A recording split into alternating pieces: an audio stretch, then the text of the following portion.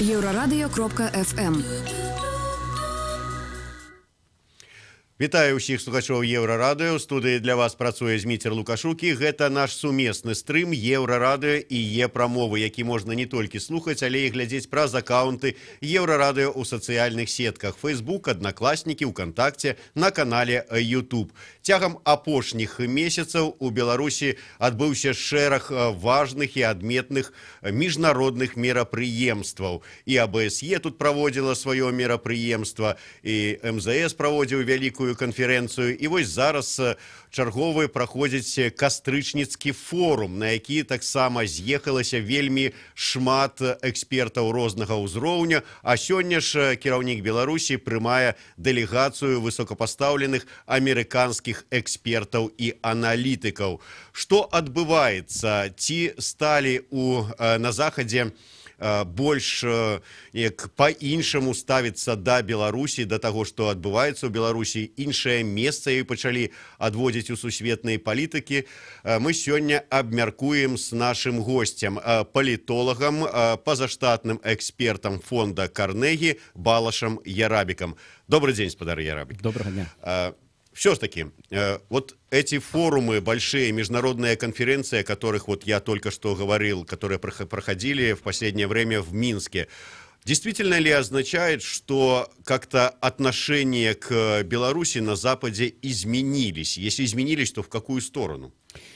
Да, однозначно возможно сказать, что роль Беларуси, что касается международных вопросов, а именно региональной безопасности, изменилась очень сильно. Это, конечно, начиналось с украинской кризы в 2014, где Минск просто играет роль регулятора, и просто Минск это город, где встретятся просто все стороны, и сепаратисты, и украинская сторона, и международные организации. И просто из этого вирус такой, который уже Томас Гремингер, генеральный секретарь ОБСЕ, просто назвал таким дипломатическим хабом, новым дипломатическим хабом, потому что ряд конференций, ряд действительно высоких экспертов, государственных и негосударственных, просто приезжает, и идет какой-то ренессанс Белоруссии просто в международных отношениях, Запад, именно Запад. И я тоже думаю, что даже в России, в Москве начинают опять смотреть на Беларусь как с интересом. Так растет интерес, и это, конечно, зависит от этого, что растет тоже чувство именно на Западе угрозы, что касается белорусской государственности. Мы не один раз слышали о том, что на Западе Беларусь воспринимают, ну, не иначе, как сателлита Кремля, сателлита Москвы, что у нас нету независимой, особенно внешней политики, что все как бы согласуется в первую очередь с Кремлем, что если там дадут разрешение, то так Минск и действует. Сейчас это отношение изменилось или нет? Первое, что изменилось, это практически вообще независимость Белоруссии как такой, как государства. Да, просто более ценится после украинской кризы. Практически Беларусь — это последняя страна, которая контролирует территориальную интегриту. И это просто уже как последняя за стран Восточного партнерства, Восточной Европы. И это просто первое очень ценится. А второе, то, что просто уже исчез именно с дипломатического, но уже с экспертного пола тоже выражение «последняя диктатура Европы». Да, просто это результат просто диалога между Западом и Белоруссией, тоже изменение подхода к оппозиции, гражданским активистам и гражданскому обществу официального Минска. И просто вот именно вот уже нет вот этой изоляции, изоляция Минска просто от Запада, а тоже западная изоляция из Минска. Второе, то, что вы говорите, именно сейчас начинается или уже идет дебата, насколько независимый Минск из Москвы. Я думаю, что тут очень важны два фактора. Брюссель и Вашингтон видят независимость и ценят независимость. И хотел бы укреплять эту независимость Беларуси от Москвы. Чем больше, тем лучше. Но соседи Беларуси, а Польша, а в основном Литва, просто берет Беларусь более-менее как сателлит. И если не уже просто часть России в нескольких вопросах, например, что касается армии, что касается как военный союзник России. И эта разница просто начинает, я думаю, что мешать Минску, и начинает просто вот эта дебата идет, и очень видно, что кто аргументировать каким-то образом. Я думаю, что белорусские дипломатии гораздо более фокуса, просто надо сконцентрировать более акцента именно на соседние отношения, с Польшей, которые там изменения к лучшему просто идут, но с Литвой вообще. Там практически отношения заморозились. Скажите, вот помощник госсекретаря США Уэс Митчелл перед своим визитом в Минск сделал такое звучное заявление, что Беларусь в том числе это такой форпост на пути неоимпериалистической России. Действительно ли вот так в США воспринимают Беларусь, или это ради такого красивого слова было сказано эта фраза? Нет, я думаю, что это не только слова, это именно и визит Веса Митчелла здесь, да, предыдущую неделю, это тоже как бы такой сюрпризный визит, тоже просто подчеркнул, что они уже Беларусь тоже берут важно. Почему это не только слова? Вот проблема Беларуси именно с демократией, да, практически ничего не изменилось, что касается свободных выборов, и тоже, что касается права человека, это не исчезли. Это постоянно просто на повестке дня. Только есть более понимание, что каким образом меняется Беларусь, более поменяние в менталитету и темпа изменения. Да, Белоруссии. Там, например, очень вот это изменение, что видим, что касается экономических реформ, что касается просто экономической либерализации, которой я понимаю, что если вы живете в Минске, хотела бы это видеть больше. А когда мы приезжаем просто из разных других стран, мы это видим, что изменения просто мы можем сравнивать, что касается полгода назад или год назад, и видим это изменение по большему степени. А это действительно и экономические трансформации, которые происходят медленно, постепенно, но все равно, это, я думаю, что лично, что это будет потом с политической трансформацией. И повестка дня через несколько лет будет именно политическая трансформация, а к этому будет толкать и региональная ситуация, а именно ситуация в Москве, что касается президента Путина после вот этого президентского срока. Вы сказали, что ничего не меняется в Беларуси в плане прав человека, свободы выборов, может быть, демократизации не происходит такой. То есть, но у нас идет потепление отношений и с Евросоюзом, и с Америкой даже. Вот, насколько я понимаю, все-таки Уэс Митчелл, вместе разговаривая с Лукашенкой, пытались решить вопрос о возвращении послов в Минске и в Вашингтон соответственно. Означает ли это, что на Западе решили закрыть глаза на эту проблему прав человека? Спасибо и за возможность корректировать себя, потому что касается демократии, имею в виду свободных выборов, нет изменения. Да? Что касается права человека, все такие есть.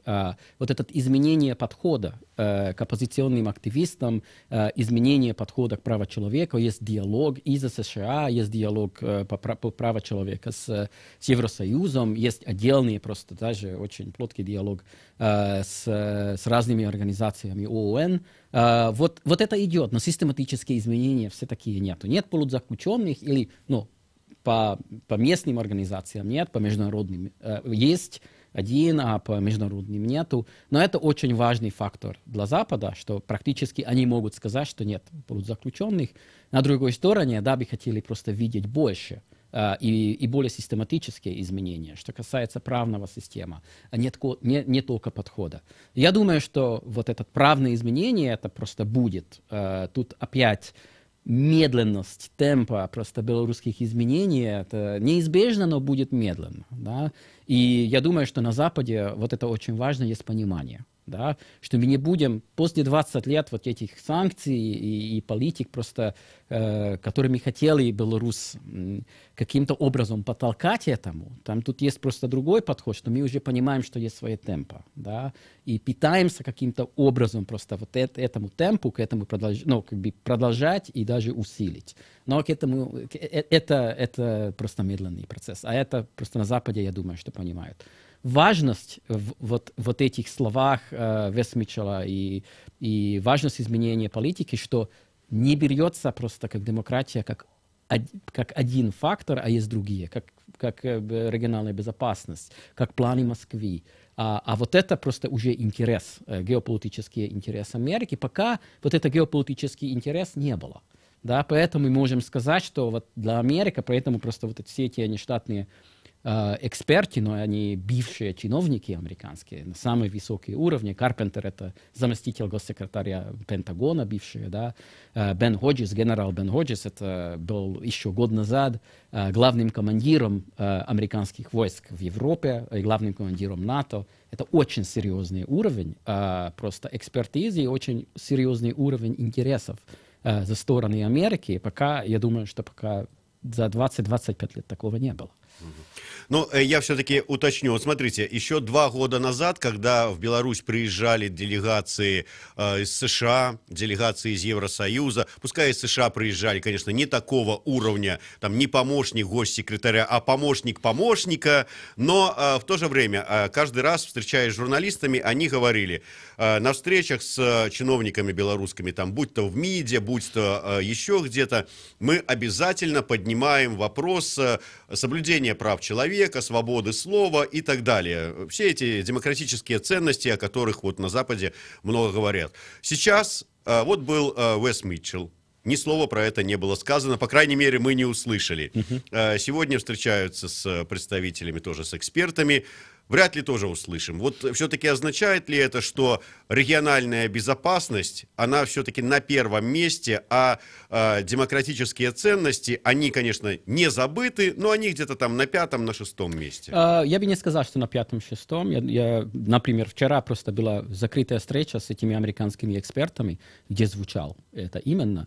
Я думаю, что сейчас региональная безопасность после украинского криза это действительно первый. Да, просто самая важная тема разговоров, и это помогло просто опять улучшивать просто, звышить интерес и улучшивать просто отношения. Я думаю, что это очень важно. Например, будет очень важный сигнал, если действительно тут возвращается американский посол, если будет американское посольство после 10 лет практически, да, уже, или почти 10 лет будет тут просто полноценное посольство, это все будет знак, что вот это отношение улучшивается. Но я бы сказал, что демократизация и право человека — это сразу на другом. То есть это второй вопрос, это не исчез нигде, но понимание, что это мы не можем, после 20 лет опыта, мы не можем это просто демократизировать страну, что мы скажем Лукашенко, что это делай. Да, то, что тут есть как бы темпа, что тут есть результат диалога, это будет политическая трансформация когда-то, а не сразу. Мы уже сняли, просто Запад снял, это как вы сделаете это как первый, это как condition, да, это просто критерия вот этого диалога, а поэтому диалог может идти пониманием с этим, что эта политическая трансформация будет просто на конца этого процесса, а не сразу на начало. Ожидание просто поменялось. Вера в то, что эта трансформация политическая будет, есть. Совершенно верно. Я думаю, что вот космический экономический форум, который происходит сейчас, это тоже показывает, каким образом меняются уже экономические ценности, просто рыночные ценности Беларуси уже на первом месте, первый раз за 25 лет. Да, что в Беларуси была презентация именно сегодня, что в Беларуси первый раз не ожидают льготы от государства, а ожидают простор, что делать денег для себя. Мы перервемся на невеличкую паузу. Я нагадаю, что у нас у гостях позаштатный эксперт фонда Карнегі Балаш Ярабік. Гэта сумесны стрым Еўрарадыё і Е-прамовы. Як змянілася стаўленне Захада да Беларусі? Працягваем абмяркоўваць.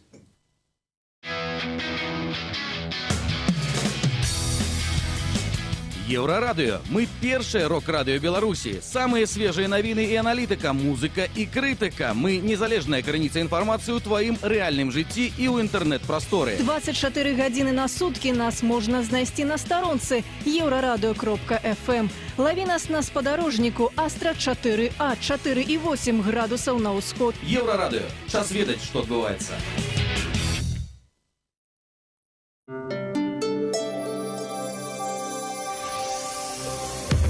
Еўрарадыё. Час ведаць, што адбываецца. Вітаю ў студыі Святлана Адзінец, каротка пра асноўныя падзеі. Цягам апошніх месяцаў у Мінску прайшлі дзве буйныя міжнародныя канферэнцыі, і сталіцу наведала шмат адметных замежных палітыкаў ды чыноўнікаў з Еўрасаюза і з ЗША.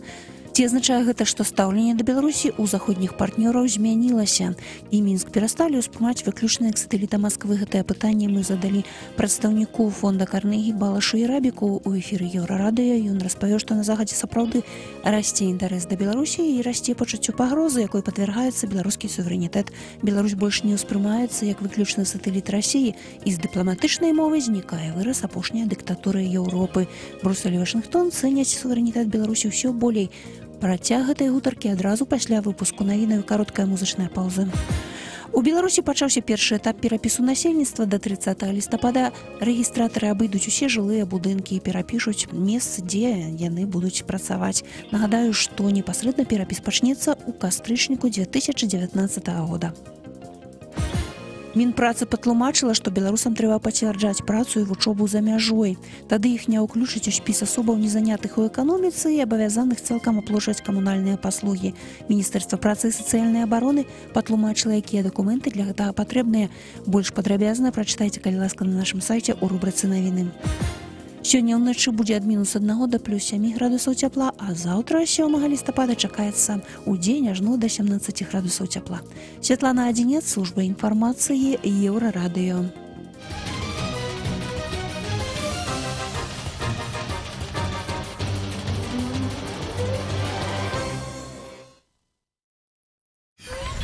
Еўрарадыё.FM.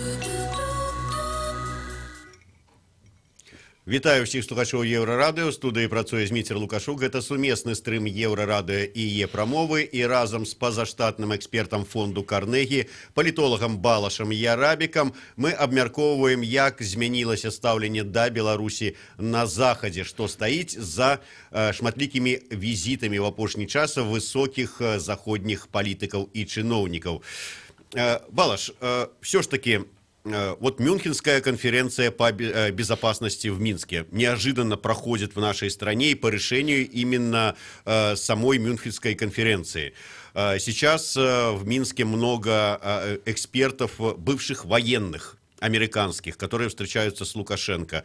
Уэс Митчелл, мы говорили об этом, говорит о Белоруссии как о форпосте на пути неоимперской России и говорит о том, что очень волнует Америку именно территориальная целостность и независимость нашей страны. Возникает вопрос, на Западе что-то знают? Есть угроза независимости и суверенитету нашей страны?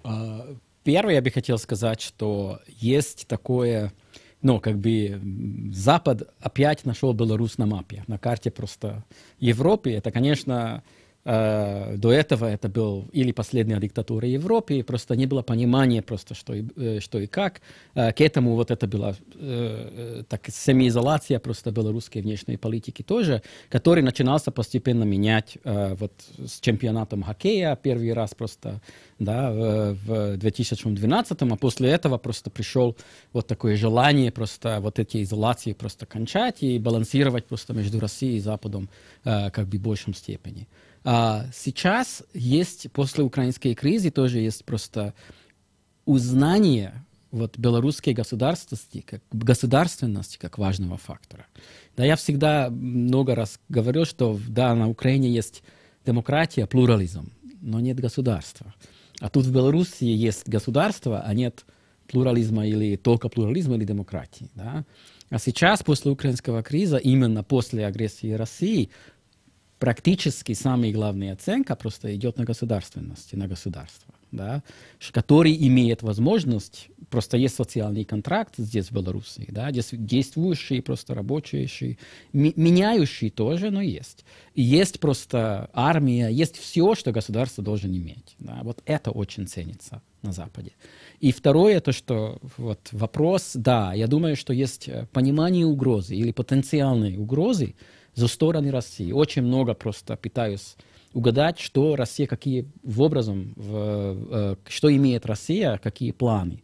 Или contingency, или просто настоящие планы, просто что касается Белоруссии, и много просто думают об этом, что если например, формальная уния между Белоруссией и Россией может быть использован, держать Путина при власти в каком-то другом виде, формате, после его срока 2024. Да, поэтому с этого точки зрения угроза есть. Вот вторая потенциальная угроза, например, вот эти военные, масштабные военные, как Запад 2017, учения, как Запад 2017, там уже начинался просто две интересные динамики. Одна динамика была, что тут идет какой-то военский аншлюз.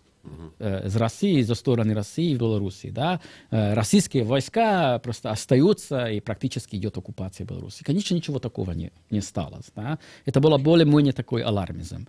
На другой стороне видим, именно в нескольких в российских СМИ начинается динамика и месседж, что мы потеряли Беларусь.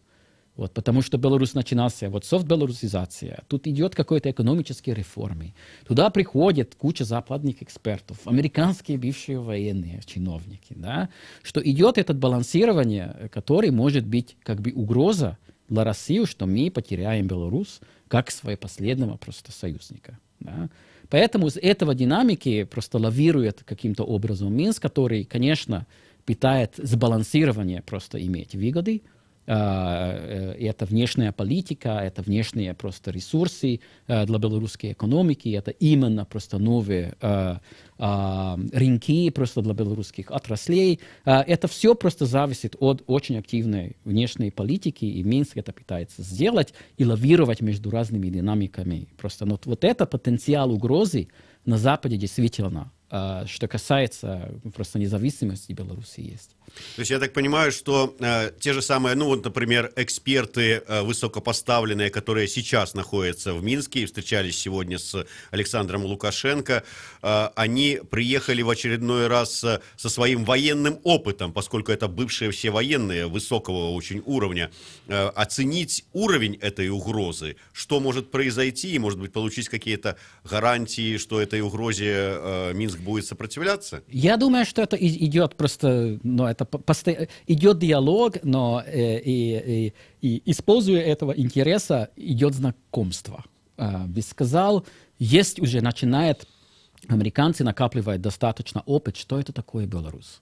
Ну, например, я тут говорил с разными западными журналистами сегодня на фоне Кайфа, которые первый или второй раз были в жизни в Беларуси, да, знают целый регион, Москву, Россию, Украину, а в Беларуси не очень. Поэтому вот этот процесс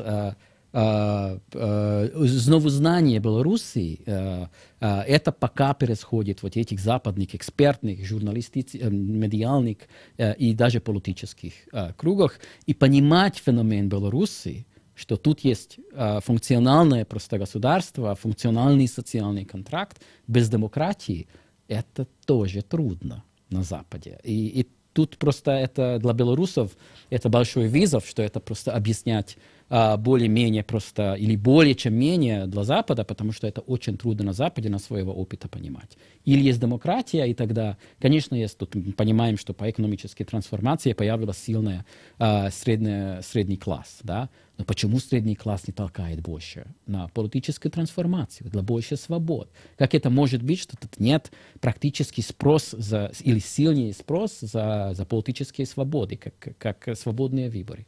Но вот это знакомство происходит, и я думаю, что это первое. Второе, конечно, региональная безопасность. Это касается Белоруссии, но это совершенно это основном, почему тут американцы причем, и почему это очень важно, что они здесь, потому что это напряженность между Америкой и Россией. Да? Очень много мы слушаем о Сувалке ГЭП. Тут разные просто военные такой гейминг, да, просто игры. Каким-то образом, если Россия начинается просто захватывать Балтику, что это значит просто для НАТО, что это значит просто... И тут, конечно, Беларусь это... невозможно никуда идти, просто через Беларусь российская армия должен просто пройти, да, каким-то образом. И, конечно, если была бы война очень потенциально между НАТО и Россией, это бы касалось, конечно, бы Беларусь. Поэтому узнание просто белорусских позиций, что бы Беларусь делал, насколько нейтралитет Белоруссии, как на другой стороне союзной России, важно. Да? Вот и это вопросы очень как бы интересует и американских, и тоже западных, натовских просто чиновников, экспертов, бывших чиновников. И поэтому я думаю, что очень важно, что они приезжают сюда и просто требуют узнать от белорусских чиновников, экспертов просто каким-то образом, и идет моделирование просто ситуации. И это очень помогает, я считаю, что помогает снижению напряженности просто между Западом и Россией. И это действительно цель и белорусской дипломатии, что вот эта напряженность была просто как бы не была навешена, а каким-то образом была менеджирована. Но вот эти вот выводы, эти изучения, которые сделают, скажем, западные эксперты, аналитики, политики, будут ли иметь они смысл завтра? Ведь мы опыт имеем, когда сегодня у нас хорошие отношения с Евросоюзом, проходят очередные президентские выборы, у нас плохие. Сколько уже раз так было? Раза 2-3 как минимум. Да. Ожидать можно чего угодно завтра. Да, и именно вот ожидание, это очень важно. Да? Что возможно ожидать от Беларуси? Какая белорусская реальность, что дает вот эта ситуация геополитической и региональной безопасности. Да? И это очень важно, что Запад, который ожидал слишком много или от оппозиции, или потом от власти, да, что ожидания были на нормальном уровне, что Беларусь, просто позиция Белоруссии была ясна, да, что эта напряженность между Америкой и Россией не касался Белоруссии в таком виде, каким образом, например, в Украине вот этого видно. Что практически можно сказать, что война в Донбассе — это тоже часть уже какие-то просто этой напряженности между США и Россией, и это не помогает регулировать просто кризу, потому что игроки имеют из этого геополитический бенефит. Или уже как бы донбасские сепаратисты под российским контролем. И тоже Киев, который держит Вашингтон как забеспечивающий интересы Украины, постмайданской власти Украины. Поэтому я думаю, что вот этот опыт, что украинская кризис дал, очень важно, что Беларусь использовал именно эту откровенность, новую откровенность, и то, что туда ходят западные эксперты, это просто очень важно. На другой стороне, тут тоже видим, что просто вот очень важно было бы сделать больше с российскими экспертами. Интерес России тоже есть, там действительно есть такая, не хочу сказать, что паника, но такой-то, боже мой, а где Беларусь? Почему потеряем Беларусь действительно или нет? Очень мало экспертизы в России или в Москве, что касается Беларуси, есть. Не только на Западе игнорировали в Беларусь, а в России тоже читали, что Беларусь — это наш. Да, уже просто каким-то образом, кто как понимает это, что это значит наш, это для России видит, что Беларусь тут совершенно начинает быть как бы слишком независимой от нашей позиции. Ну ладно, Беларусь голосует в ООН с нами, но риторически просто в Западе, на военные учения в Западе в 2017, просто в прошлом году, совершенно другим способом вели себя белорусские военные, очень транспарентные, да, и российские военные. Тут пускали просто журналистов со Запада. В Москве вообще не пускали. Поэтому тут в Москве видят вот это, как бы разные подходы, и начинает просто какая-то динамика, которая может быть для Беларуси действительно безопасна. Балаш, я сейчас хочу к вам обратиться как к эксперту по революциям. Ну, вас же помните, в 2004-2005 годах белорусское телевидение обвинило в том, что вы тут пытались оранжевую там или еще какую-нибудь там революцию организовать. Запад отказался от этой идеи, как бы тут генерировать, скажем так, какое-то революционное действие? Я думаю, что с Запада никогда не было действительная политика вот именно революции. Конечно, были организации, которые думали, что вот на фоне грузинского, украинского опыта просто изменения через выборы это неизбежно, и это надо просто белорусской оппозиции и гражданское общество каким-то образом помогать вот этому. Я думаю, что в 2006 Да, это тоже мой личный опыт, что люди, которые занимались Белоруссией, просто поняли, что это не имеет смысла. По разным причинам. Это первые, потому что там тогда появилось просто первое исследование о социальном контракте. Да, это уже после. Но именно поэтому, потому что Запад хотел понимать, что какой-то феномен в Белоруссии, который просто вот то, что я уже описал, что тут демократия нет, выбора нет, но до сих пор есть социальный контракт, люди поддерживают режим. Почему? Да? И начинался просто более вот эти этапы, уже тогда начинался диалог тоже, в 2008. И исследование, просто понимание, что, каким образом белорусская система, социальная, экономическая, политическая, работает. Более просто через исследование просто складилась картинка, что практически тут не надо просто изменить режим, это контрпродуктивно. Тут надо работать просто с властями и поменять подходы. И в основном делать оценку на экономические трансформации, потому что это интерес Беларуси, это интерес белорусской власти и гражданинов, а потом политические трансформации просто после этого. И я думаю, что это уже в 2006 просто складалась такая картинка, но, как сказать, остались организации, которые просто продолжали вот эти старые риторики, которые тут понимался как старая политика. Но я думаю, что никогда эта политика не была такая сильная и такая яркая. И тоже думаю, что в 2006 это практически уже тогда это все поменялось.